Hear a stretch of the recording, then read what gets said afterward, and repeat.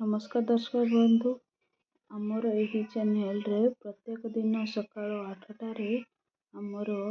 भगवत गीता अध्ययन हेब आपण समस्ते शुणिबे। ओम श्रीमद् भागवत नमः हि नृसिंह चरण अनादि परम कारण जहार आदि मध्य अंत विचार न घटे जगत इंद्रिय अर्थ जे जानती सत्य जे नित्य प्रकाशंती आनंदे मने देव सार ब्रह्मांड कला जे विस्तार जार स्वरूप हृदय चिंता वेद पुरुष न जानती मृत्तिका विकार निमंते जल अनेल सुजंत्रंती स्वभावे नहे जे मत ए संख्या जोगीकर मत आख्या प्रकाशे जन्म होई निरते कुहुकु बोलाई सत्य परमानंद हरि जहा भाविले भभूतरी तार चरणे नित्य ध्यान करी तरती सूर्य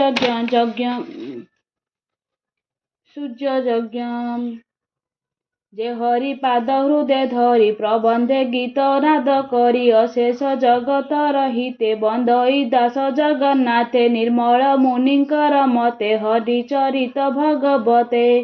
कहिबी अछि जेते गुण सुजने सावधाने शुण कपट धर्म जार नाही स्वभावे पंडित बोलाई से साधु जनकर अर्थ माया वर्धित शुभं कर्म जे धर्म हेतु अनुमानी एणु संसारे जेते ज्ञानी तांक विचारे वस्तु जेते कहिबा शुण एक चिते लक्ष्य अलक्ष्य जेते जानी बोधे विचारे परिमाणी से वस्तु अछि जाहि पुरी जार चिरंती ब्रह्मचारी श्रवण मात्रे मुख्य पाई त्रिताप मान क्षय जाई हृदय बसाई तक्षणे अनादि प्रभु नारायणे ए भगवत महिमा के करी पारे गुण सीमा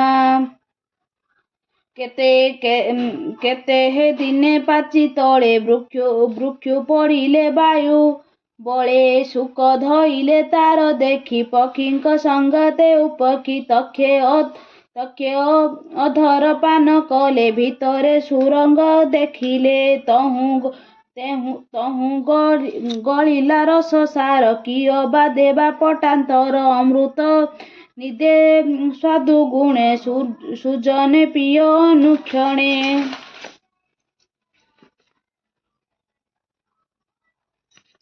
आनंदे कर शुद्ध पान तेणु पाइबे दिव्य ज्ञान ए चारि रसंकर मूल निगम वन वृक्ष फल प्रिय जीवने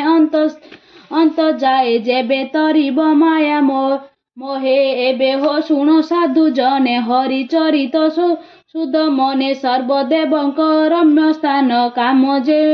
नमिंसा अरण्य कलिर आगमन देखी मुनिये स्वस्थान उपेक्षी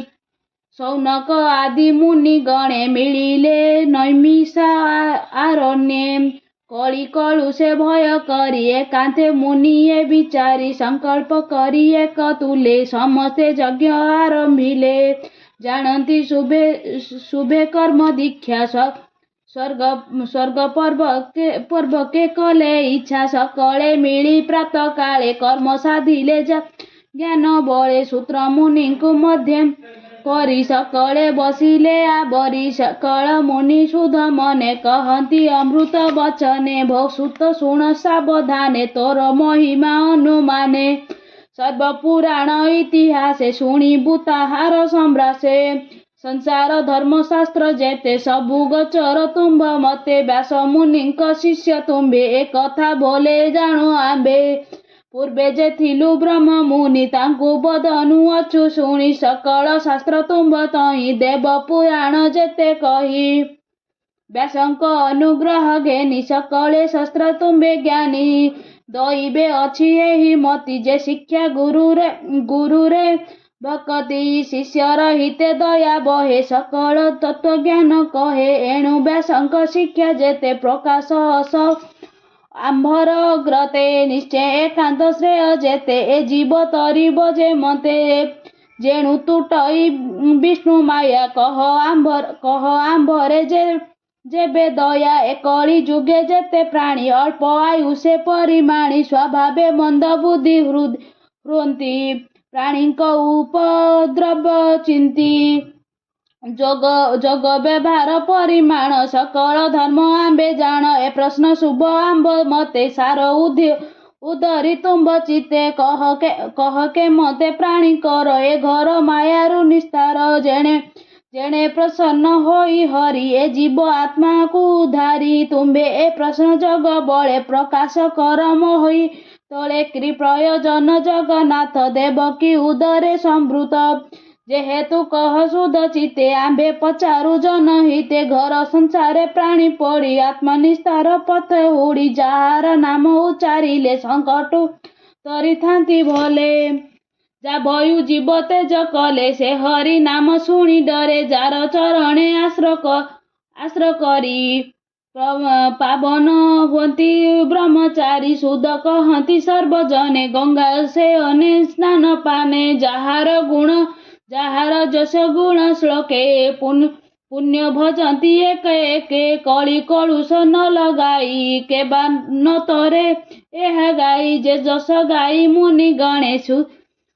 सुखे तरंती भवने जे हरि ब्रह्मांड मध्य नाना शरीरे अवतारे कलिया गंब आंबे देखी सकल संपद उपेक्षी